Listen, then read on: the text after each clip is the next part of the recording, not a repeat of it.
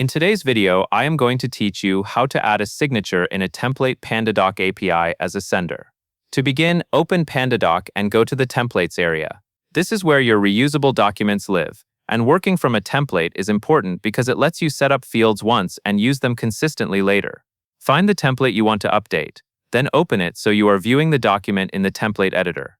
Next, you will add a role for the sender. Look for the option that says Add Roles. Click it, then type the role name Sender. When you see the option to add it, click Add. Creating this role matters because Pandadoc uses roles to decide who is responsible for each field in the document.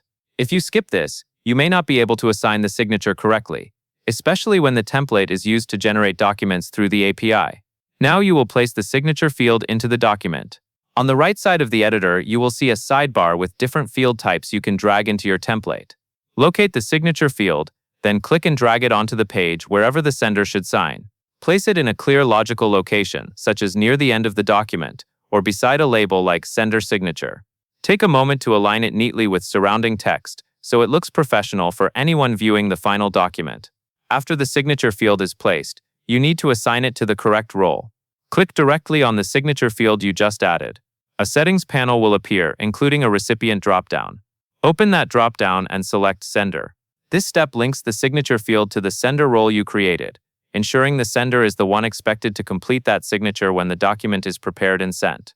Once the field is assigned to sender, your template is set up so the sender signature is included and properly routed. Review the placement one last time to confirm it is on the correct page and tied to the right recipient role. That covers everything you need to know.